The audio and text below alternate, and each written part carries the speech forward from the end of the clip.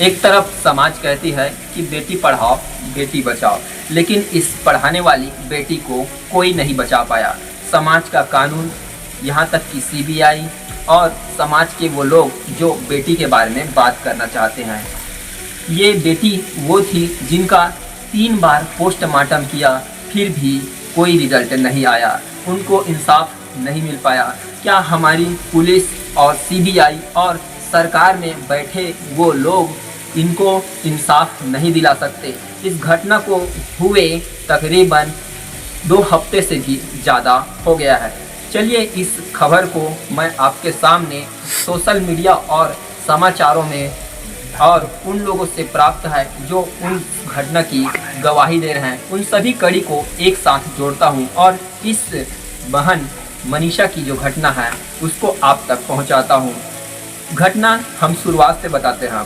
दरअसल घटना ये थी कि वो लड़की जो एक हरियाणा के एक छोटे से गांव का रहने वाली थी, बचपन से एक सपना ली थी उसको नर्सिंग ऑफिसर बनना है, नर्सिंग या फिर मेडिकल के क्षेत्र में एक बड़ा नाम कमाना है। लेकिन क्या पता उसके साथ ऐसी दरिंदगी भरी हो सकती है कि उनको अपना जान ही गंवाना पड़ गया।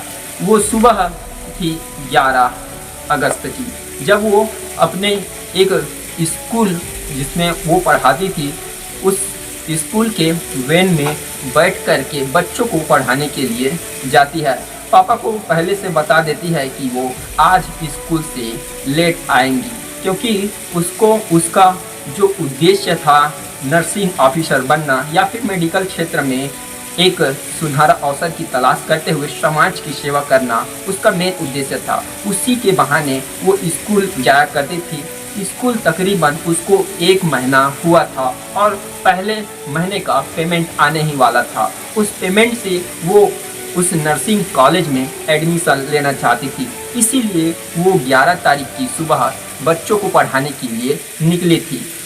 उसके बाद जैसे ही वो बच्चों को पढ़ा करके तकरीबन 1-1:30 बजे के आसपास स्कूल की छुट्टी होती है। स्कूल उसके गांव से 8 किलोमीटर की दूरी पर थी, इसीलिए वो वैन से आया करती थी। अब स्कूल की छुट्टी हो गई और अब इनको यानी कि मनीषा को उनके कॉलेज ही जाना था। कॉलेज तकरीबन 2 किलोमीटर दूरी पर है और वो पैदल ही जाने वाली है, क्योंकि उसके पास तो एक तो पैसा नहीं है और जितना भी पैसा है वो अपने कॉलेज के एडमिशन में खर्च करने वाली है, इसीलिए वो पैदल जाती है। और इसी बीच अचानक से क्या होता है ये किसी को समझ में नहीं आता।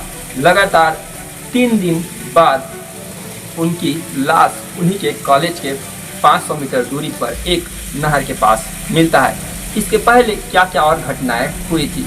दरअसल मनीषा जो कॉलेज गई थी उस कॉलेज के पास ही उसकी डेड बॉडी मिली, तो पुलिस को सूचित किया गया। सूचना में बताया गया कि जो कॉलेज है उसी के पास एक मेडिकल कॉलेज के पास ही एक कृषि सेवा केंद्र की दुकान है। उस दुकान से एक लड़की, पहचान तो नहीं हो पाया है, पुलिस रिपोर्ट के अनुसार ये दर्ज किया गया है कि एक लड़की वहां से कीटनाशक की दवाई खरीदी और वहां से फिर अचानक क्या हुआ किसी को पता ही नहीं चला। तो इससे पहले जो घटना हुई थी यानी कि उसके डेड की मिस्ट्री में उनके पापा और उनके परिवार वाले बताते हैं कि जिस रात को, जिस दिन को यानी कि वो गायब हुई थी, उस दिन उसके पापा को शाम को फोन आया था। अब पापा किसी काम से जल्दबाजी में थे तो फ़ोन नहीं उठा पाए। घर के अन्य सदस्यों को भी खबर पता चल गई थी कि बेटी नहीं आई है। वो पुलिस थाने में जा कर के गुहार लगाते हैं, रिपोर्ट लिखाते हैं, लेकिन पुलिस भी इतनी बेशरम कि उनके रिपोर्ट को, उनके मिसिंग को नज़रअंदाज कर देती है। बोलते हैं कि वो किसी के साथ भाग गई होगी। इसी बीच फिर उस लड़की की लाश 3 दिनों बाद मिल जाती है। फिर पुलिस तहकीकात करती है और उनके पक्ष में वो लोग खड़े होते हैं जो समाज की बात करते हैं और समाज के उन दरिंदियों को मिटाने की बात करते हैं। साथ में पुलिस भी उनके साथ जुड़ी और उनका रिपोर्ट लिया गया। अब इधर उनकी लाश मिल गई है, परिवार दुखी है और परिवार को समझ में नहीं आ रहा है कि उनके साथ ऐसा क्या दरिंदगी किया गया था कि उनको अपना जान गंवाना पड़ा। उनके पाए हुए शरीर में चोट आई थी, गला कटा हुआ, शरीर के कई भागों में नुकसान पहुंचाए हुए और उनकी किडनियां भी गायब थी। शरीर अर्ध रूप से जला हुआ था। पूरी तरीक़े से लोग पहचान गए कि ये वही लड़की है जो सपना ले करके कॉलेज के लिए गई थी ऑफिसर बनने के लिए, लेकिन मौत के घाट वापस आया। इस खबर ने जैसे ही सोशल मीडिया और लोगों के बीच पता चला, पूरा समाज, पूरा गांव, पूरा देश झकझोर दिया गया, क्योंकि ये घटना ही ऐसी थी कि एक बहन को जिंदा जला दिया गया था, उसके प्राइवेट पार्ट को नुकसान पहुंचाया गया था, उसके शरीर के कई हिस्सों को नोच करके खाया गया था। ऐसी दरिंदगी उस बहन के साथ किया गया था। वहाँ के राजनेता, गांव वाले और जो उनके सपोर्टर्स थे, उनके सहयोगी थे, उन्होंने उस लाश को लिया और फिर सीधा धरने पर बैठ गए। आखिर पुलिस और जो नेता हैं और जो समाज के लोग हैं वो उनकी बात को क्यों नहीं सुन रहे हैं। फिर पास के ही एक मेडिकल कॉलेज में उनका पोस्टमार्टम करवाया गया। पोस्टमार्टम में रिपोर्ट आया कि लड़की कीटनाशक की दवाई खाई है। इस मामले में परिवार को संतुष्टि नहीं मिली। परिवार ने फिर से पोस्टमार्टम करवाने के लिए गुहार लगाई और अंततः दोबारा एक मेडिकल कॉलेज में ही उनका शिनाख्त कराया गया। उस मेडिकल कॉलेज में भी यही बताया गया कि उनका जो शरीर है वो कीटनाशक के कारण ही डेड हुआ है। लेकिन कीटनाशक के कारण कैसे कोई अपने आप को मार करके अपने शरीर के तरह तरह पार्ट को कैसे नुकसान पहुंचा सकता है। आखिर डेड बॉडी ही उनके शरीर को कैसे नुकसान पहुंचाएगा।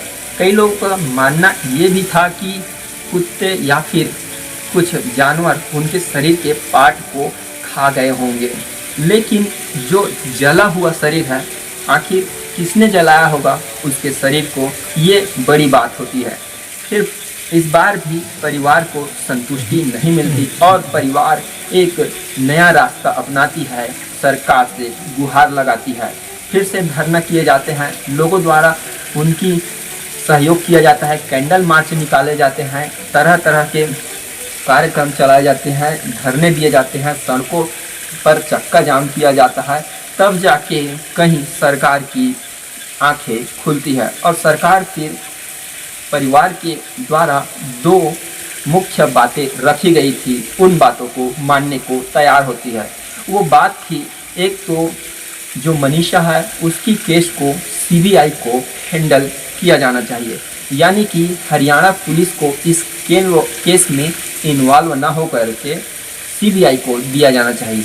और दूसरी बात थी कि उस लड़की के जो पोस्टमार्टम हुआ है उसको फिर से पोस्टमार्टम किया जाए, यानी कि इस बार तीसरी पोस्टमार्टम होने वाली थी और फिर सरकार ने उनकी बात को मान लिया गया। परिवार भी यहाँ पर थोड़ा से संतुष्ट होते नजर आई। उन्होंने फिर बॉडी को दिल्ली एम्स के लिए भेज दी और वहाँ पर भी रिपोर्ट आया, डॉक्टर के द्वारा डिक्लेयर किया गया कि वो लड़की जो है वो कीटनाशक ही खाई थी। तो इसके बाद परिवार अब उस लाश को पिछले ही दिन 21 अगस्त को दाह संस्कार के लिए ले गई।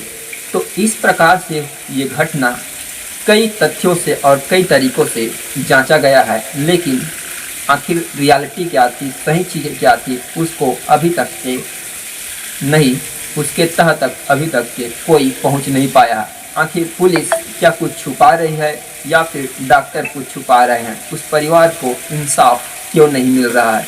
ऐसे कई केस देखने को मिला है, लेकिन इस केस में उस नर्सिंग छात्र की जान जुड़ी हुई है, जो परिवार को इंसाफ के तौर पर कुछ नहीं मिला है। अभी भी वो परिवार खाली हाथ है।